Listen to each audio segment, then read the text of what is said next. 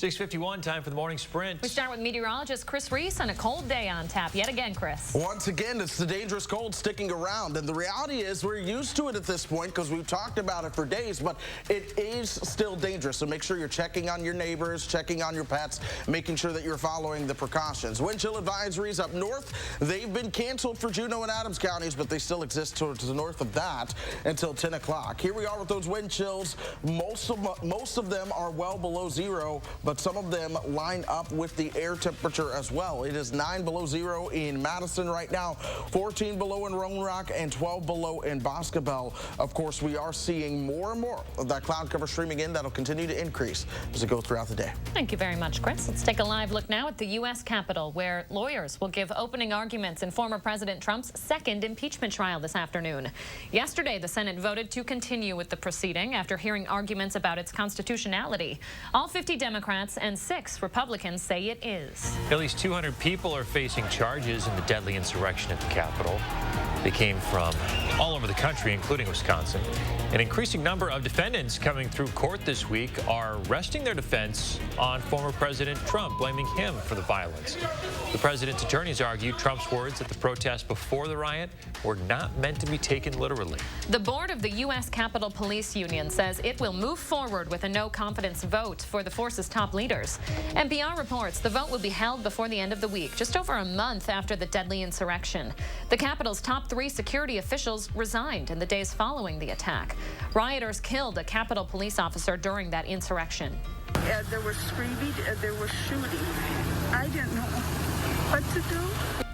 Developing this morning, one of the 5 people shot inside a Minnesota health clinic has died. 3 of the victims were in critical condition as of last night. 1 had been discharged from a hospital. It all happened yesterday morning about 40 miles northwest of Minneapolis. Police have arrested the alleged shooter, 67-year-old Gregory Paul Ulrich. The Wright County Sheriff says Ulrich was well known to authorities before the attack. The former Wisconsin pharmacist accused of intentionally ruining hundreds of doses of COVID vaccines could face up to 20 years in prison and $500,000 in fines. Stephen Brandenburg pleaded guilty to 2 charges in federal court yesterday. He admitted to falling for conspiracy theories about the vaccine. He will be sentenced in June. New health order now in effect in Dane County. Public Health Madison-Dane County announced Public Order 13 earlier this week. This one loosens restrictions for indoor and outdoor gatherings. Capacity limits will depend on whether food or drink will be there.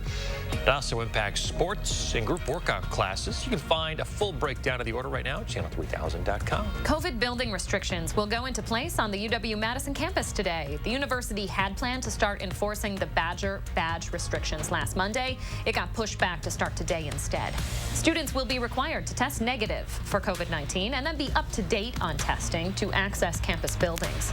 Their results will come up on an app called Safer Badgers they'll have to show to gain access. South Korea will soon start distributing AstraZeneca's COVID vaccine. This announcement comes just days after South Africa stopped distributing the vaccine. Officials cited data showing it offers less protection against the country's new COVID variant. Korea's CDC says it'll begin administering doses starting February 26 to adults. It'll be given in 2 doses, 4 to 12 weeks apart. AstraZeneca has been the one doing clinical trials at UW hospitals. Walgreens and Uber are partnering up to bring COVID vaccines to underserved communities.